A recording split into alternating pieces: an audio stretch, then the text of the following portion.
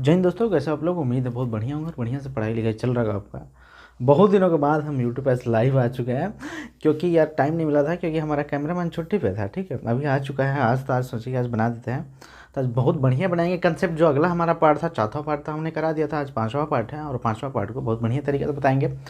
तो उम्मीद करता हूँ कि आप बढ़िया होंगे, मस्त होंगे, स्वस्थ होंगे। ठीक है, तो आइए हम इस क्वेश्चन को हल करते हैं। थोड़ा समझा दूंगा इनका कंसेप्ट क्या होता है। मैंने पहले वीडियो में बताया भी था, तो अभी आप ये वीडियो देख लो, उसके बाद सोचते रहना। ठीक है, तो क्या बोला है कि एक वायुयान किसी दूरी को 240 किलोमीटर प्रति घंटा की चाल से 5 घंटे में तय करता है।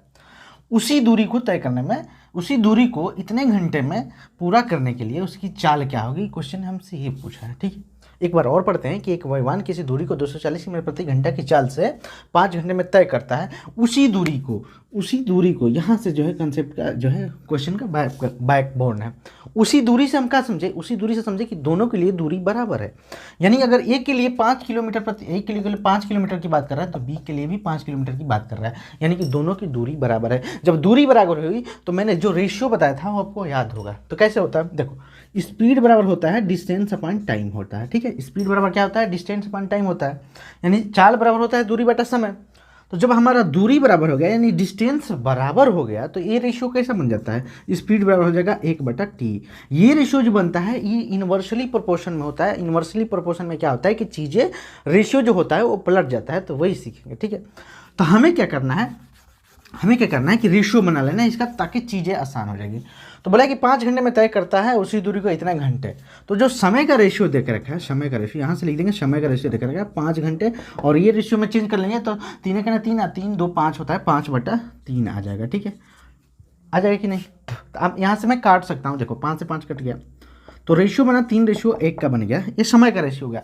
तो चाल का रेशियो क्या होता है, चाल का रेशियो इसका उल्टा हो जाता है, क्योंकि ये इन्वर्सली प्रोपोर्शन है तो उल्टा हो जाता है। तो जो चाल का रेशियो होगा, चाल का रेशियो मैं बताता हूँ, 1:3 हो जाएगा। ये जो है होती है चाल की रेशियो। अब क्वेश्चन पढ़ते हैं, क्या बोला कि एक वायुयान किसी दूरी को 240 किलोमीटर प्रति घंटा की चाल से जो है चलता है, 5 घंटे में तय करता है, जो भी है। तो जो इसका मान है ना, एक का मान, यही एक का मान देकर रखा है 240 किलोमीटर प्रति घंटा। ये चाल देके रखी है, तो एक का मान 240 है। तो पूछा कितना है कि उसी दूरी को तय करने, पूरा करने के लिए उसकी समय को, ये 3 का मान पूछा है उसने। ठीक है, कि ये 3 का मान पूछा, क्योंकि ये चाल का रेशियो है। तो 240 इंटू में 3 कर दूंगा, तो ये कितना हो जाएगा, 300 या 4 3 12 का 2 हासिल 1 3 2 6 1 7 720 किलोमीटर प्रति घंटा इसकी चाल हो जाएगी उसी दूरी को तय करने में। ये होता है। तो ठीक है, तो आइए, ये तो हो गया, मतलब हमारा मस्त तरीका हो गया, कोई बात नहीं। अब आइए हम दूसरे टाइप के क्वेश्चनों को हल कर दें। क्वेश्चन एक और ऐसा ही है, उसके बाद हम और अच्छे तरीके से हल करेंगे। तो इसका राइट ऑप्शन हो जाएगा ऑप्शन नंबर ए, 720 किलोमीटर प्रति घंटा इसकी चाल हो जाएगी। तो आइए दूसरे टाइप के क्वेश्चनों को हल करते हैं। आइए दोस्तों, इस नेक्स्ट टाइप के क्वेश्चन को हल करते हैं। उससे थोड़ा सा चेंज है, चेंज मतलब कंसेप्ट हम वही लगाएंगे, चेंज कुछ है नहीं। तो ये हल करते हैं। क्या बोला है कि कार 40 किलोमीटर प्रति घंटे की चाल से कोई दूरी को तय करने में 9 घंटे का समय लेती है।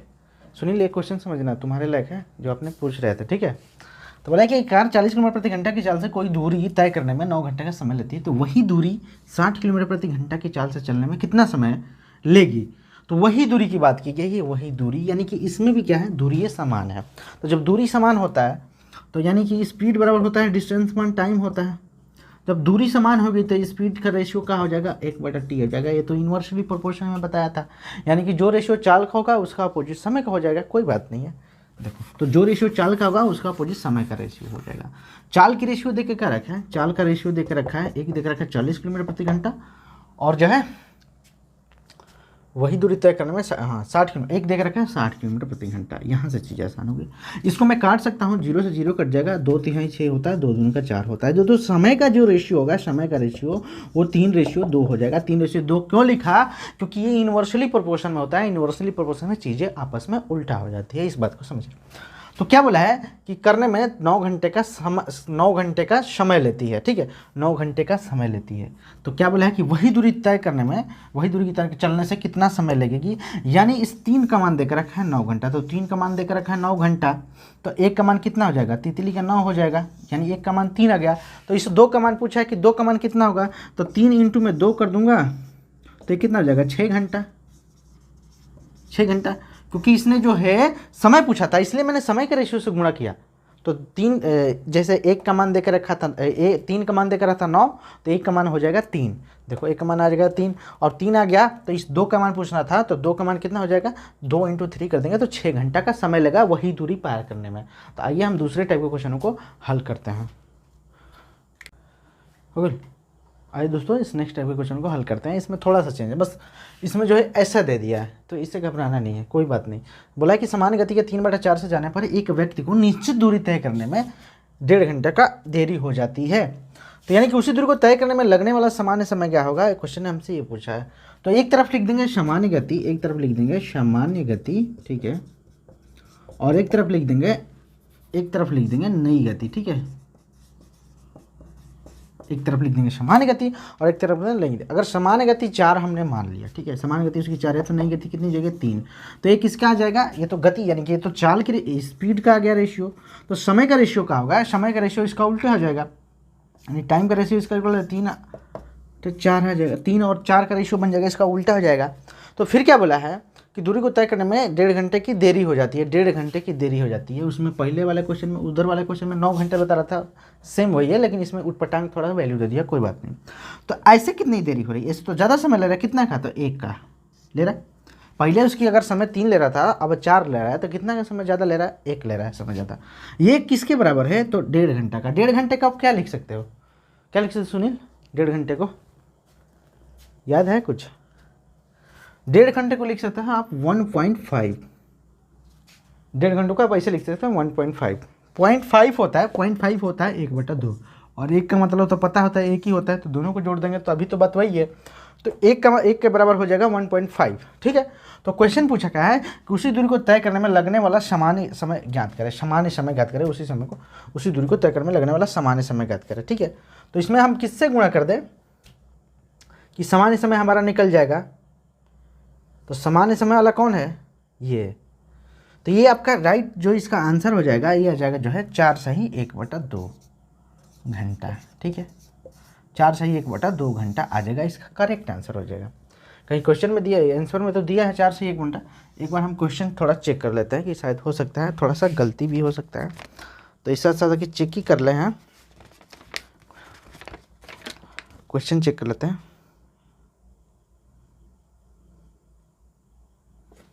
सही है, सामान्य समय बात किया है कि सामान्य समय वाला ये है, तो सामान्य समय ये है, तो 1 का मान देकर रखा है 1.5, तो 3 का मान कितना जाएगा, इसमें 3 से अगर मैं गुणा कर दूं तो 3 × 5 = 15 के 5 होता है, हासिल बचेगा 1, यहाँ पे पॉइंट लगा देंगे क्योंकि पॉइंट आ जाएगा इसके बाद। अब 3 में 1 का गुणा करेंगे तो 3 का 3 होता है, और 3 और 1 हासिल जो बता था वो जोड़ देंगे तो 4 आ जाएगा, यानी 4.5 का मतलब क्या होता है, 4.5 का मतलब होता है 4 सही 1/2 इज द करेक्ट आंसर। तो ऑप्शन नंबर कौन सा, ऑप्शन नंबर दूसरा सही ऑप्शन है, ठीक है। तो आइए हम 1-2 और क्वेश्चन है उसको हल करते हैं बढ़िया तरीके से, पंखा चल। आइए दोस्तों इस नेक्स्ट टाइप के क्वेश्चनों को हल करते हैं, और क्वेश्चन चेंज है, इसमें रेशियो की बात कर दिया गया है, तो कोई बात नहीं, बहुत आसानी तरीके से कर देगा। और रेलगाड़ी भी आ गई है, तो रेलगाड़ी चलाएंगे भी, कोई दिक्कत नहीं। मतलब क्या बोला है कि 2 रेलगाड़ी की लंबाई 4:3 तथा उसकी चालें जो है 6:5 के अनुपात में है, तो खंबे को पार करने में उसके द्वारा समान समय का अनुपात क्या होगा। क्वेश्चन ने हमसे ये डिमांड किया है, हम क्वेश्चनों को डिमांड को पूरा करेंगे। एक बार और पढ़ते हैं, क्या बोला कि 2 रेलगाड़ी की लंबाई 4:3, यानी कि दूरी देकर रखा है, दूरी देकर रखा है, इनकी दूरी का रेशियो वो 4:3 देकर रखा है, और जो चाल का रेशियो देकर रखा है, चाल का रेशियो वो देकर रखा है 6:5 देकर रखा है चाल का रेशियो। तो क्या बोला कि खंबे को पार करने में उसके द्वारा समय जो है समय का अनुपात क्या होगा, क्वेश्चन ने ये पूछा है, ठीक है। तो अगर हमको समय निकालना है तो स्पीड बराबर होता है डिस्टेंस अपॉन टाइम होता है। अगर आपको टाइम ही निकालना है तो क्या करना है, इसके लिए क्या करना होता है, बहुत ही आसान है। अगर टाइम निकालना है आपको तो टाइम तो इधर आ जाएगा, ये टाइम तो हमने इधर भेज दिया, तो ये जाके जो है इसके जगह पे ये आ जाएगा, तो डिस्टेंस बराबर हो जाएगा आपका स्पीड हो जाएगा, तो ये आ जाएगा टाइम निकल जाएगा हमारे पास डिस्टेंस।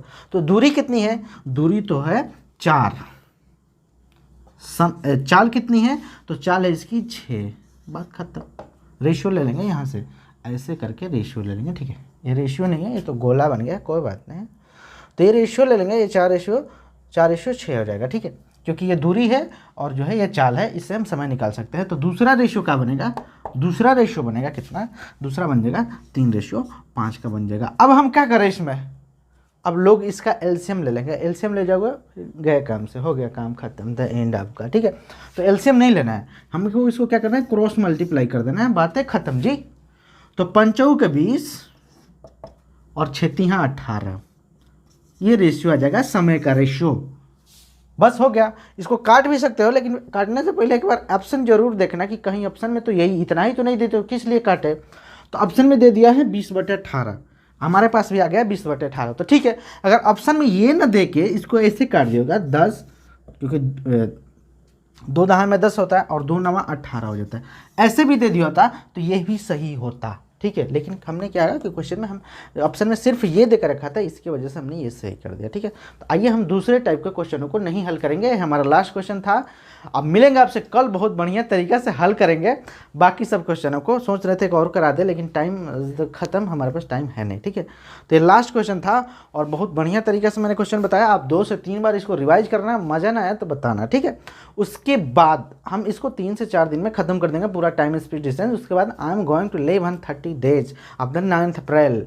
तो मैं जा रहा हूँ छुट्टी, उसके बाद मैं आऊँगा वापस, उसके बाद से पढ़ाई करेंगे बढ़िया ज़बरदस्त वाली, ठीक है। तो चलते हैं, आपसे मिलेंगे कल या परसों, देखते हैं कब मिलते हैं। तब तक के लिए जय हिंद, जय भारत, अपना ख्याल रखें।